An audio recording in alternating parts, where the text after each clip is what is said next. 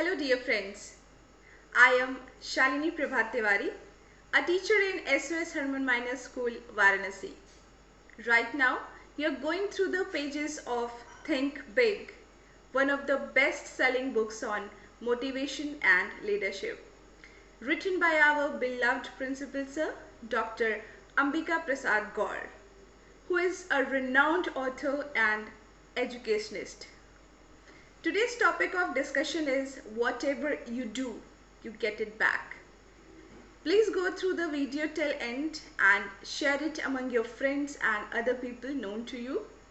Please don't forget to subscribe the channel also. Thank you. Hello readers, you are going through the pages of Think Big, the book on motivation and leadership. And today's topic is whatever you do, you get it back. All religions teach us the concept of heaven and hell, be it Hinduism, Islam or Christianity. There may be some element of imagination in it, but then it's a great idea to deter the human beings from committing any crime because of the fear of going to hell after death. Whatever may be the truth of after death, one thing is quite clear about human actions, and it is one gets back exactly the same what one does. There is that great law of nature working everywhere, proving that what you sow, you reap that. We can, for the time being, rejoice on our cleverness and trickery over others, thinking that nobody has seen us, but it is the Almighty above, taking stock of all our good works or misdeeds. God's justice can be delayed, but is always there.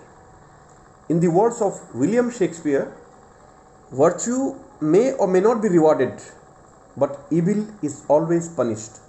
So, there is but need to be patient, prudent, and purposeful before jumping to any conclusion about the justice of the Almighty. There is a story about this. One day, a man saw an old lady stranded on the side of the road, but even in the dim light of the day, he could see that she needed help. So he pulled up in front of her car and got out. His scooter was still sputtering when he approached her. Even with a smile on his face, the lady was worried.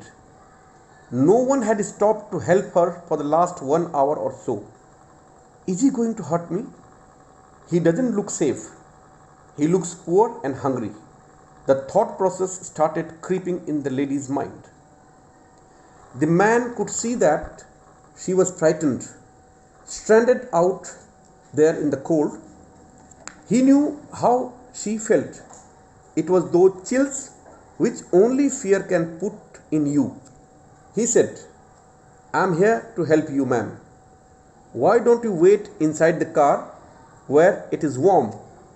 By the way, my name is Brian Anderson." Brian just smiled as he closed her trunk. The lady asked how much she owed him. Any amount would have been all right with her. She already imagined all the awful things that could have happened had he not stopped. Brian never thought twice about being paid. This was not a job to him.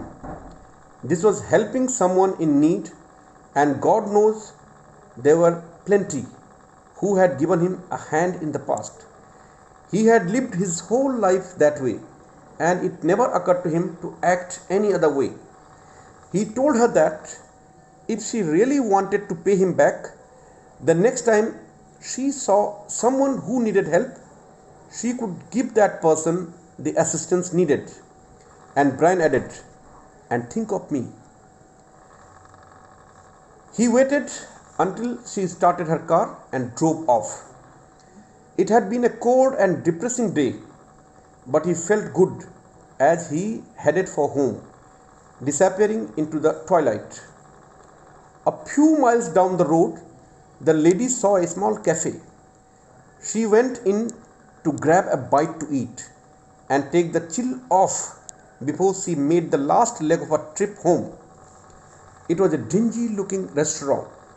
Outside were two old gas pumps. The whole scene was unfamiliar to her. The waitress came over and brought a clean towel to wipe her wet hair. She had a sweet smile, one that even being on her feet for the whole day couldn't erase.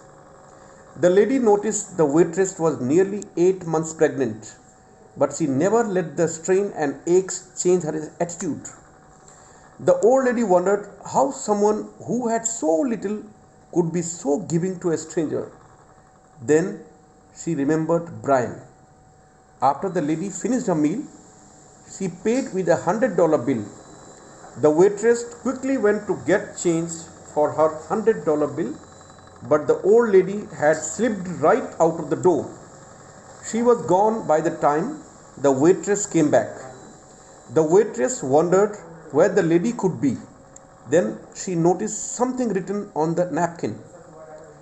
There were tears in her eyes when she read what the lady wrote. You don't owe me anything.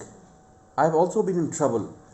Somebody once helped me out the way I am helping you. If you really want to pay me back, here is what you do.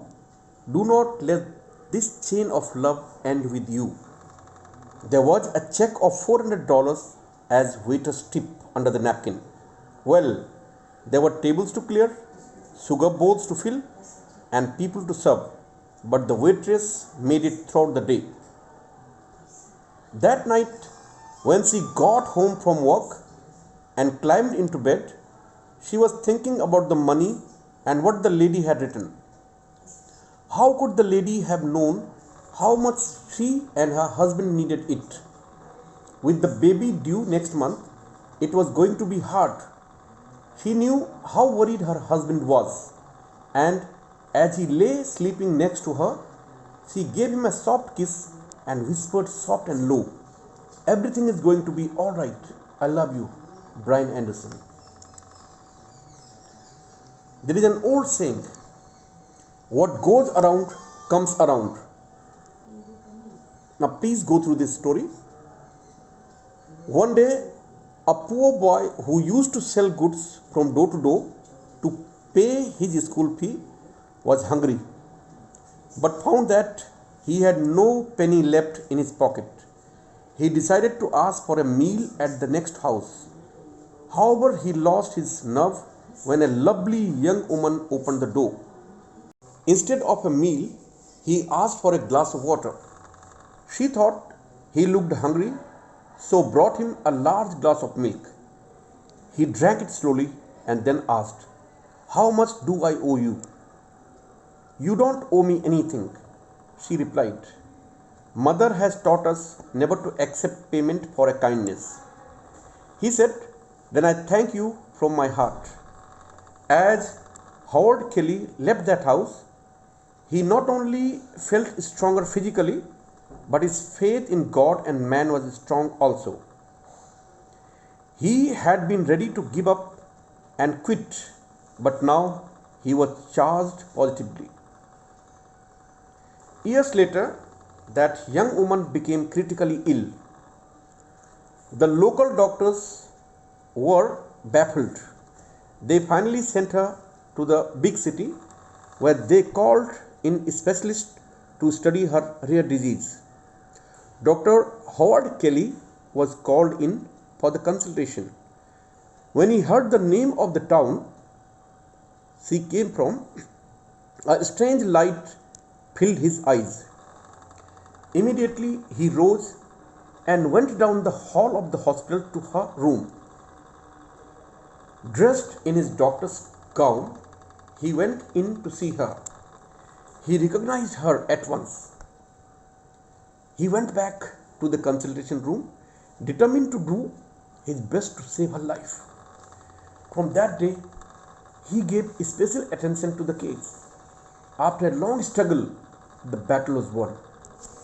Dr. Kelly requested the business office to pass the final bill to him for approval. He looked at it and then wrote something on the edge and the bill was sent to her room. She feared to open it, for she was sure it would take the rest of her life to pay for it all. Finally, she looked, and something caught her attention on the side of the bill. She began to read the following words: paid in full with 1 glass of milk. Think of those who serve. Did you ever find time to look back and contemplate on what use are you to any one of your fellow beings? Have you ever thought over the purpose of your existence on earth? It is true that every object, including human beings, are born with a purpose, but then, how many of us know that the prime objective of our existence is to be of some help to others? There lies the crux of the deep-rooted Indian philosophy of Paramarth, to be of some use to others. Now, read the following story of a great American who became the owner of a chain of hotels after serving as a waiter for more than 3 decades. In the days when an ice cream cone cost much less, a 10-year-old boy entered a hotel coffee room and sat at a table. A waitress put a glass of water in front of him. "How much is an ice cream, ma'am?" he asked. "5 rupees," replied the waitress. The little boy pulled his hand out of his pocket and studied the coins in it. "Well, how much is a plain ice cream?" he inquired. By now, more people were waiting for a table, and the waitress was growing impatient. "4 rupees," she brusquely replied. The little boy again counted his coins. "I will have the plain ice cream," he said. The waitress brought the ice cream, put the bill on the table, and walked away. The boy finished the ice cream, paid the cashier, and left. When the waitress came back, she began to cry as she wiped down the table. There, placed neatly beside the empty dish, were 2 coins of 50 paisa each. You see, he could not have the cone because he had to have enough left to leave her a tip. Another story, Helpless Love. Once upon a time, all feelings and emotions went to a coastal island for a vacation. According to their nature, each one was having a good time. Suddenly, a warning of an impending storm was announced, and everyone was advised to evacuate the island. The announcement caused sudden panic. All rushed to their boats. Even damaged boats were quickly repaired and commissioned for duty. Yet, love did not wish to flee quickly. There was so much to do. But as the clouds darkened, love realized it was time to leave. Alas, there were no boats to spare. Love looked around with hope. Just then, Prosperity passed by in a luxurious boat. Love shouted, "Prosperity, could you please take me in your boat?" "No," replied Prosperity. "My boat is full of precious possessions, gold and silver. There is no place for you." A little later, Vanity came in a beautiful boat. Again, Love shouted, "Could you help me, Vanity? I am stranded and need a lift. Please take me with you." Vanity responded hotly, "No, I cannot take you with me. My boat will get soiled with your muddy feet." Sorrow passed by after some time.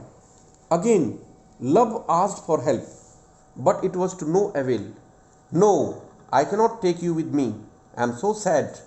I want to be by myself." When Happiness passed by a few minutes later, Love again called for help, but Happiness was so happy that it did not look around, hardly concerned about anyone. Love was growing restless and dejected.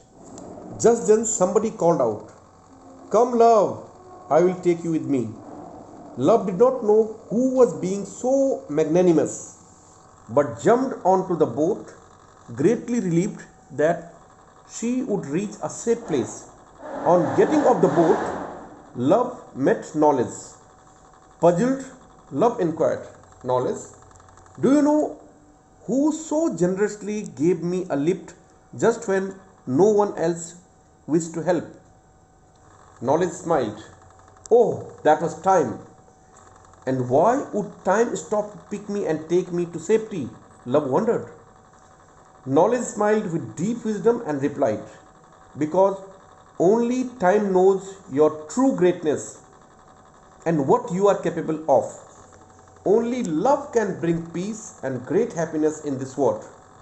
The important message is that when we are prosperous, we overlook love. When we feel important, we forget love. Even in happiness and sorrow, we forget love. Only with time do we realize the importance of love. Why wait that long? Why not make love a part of your life today? Thank you.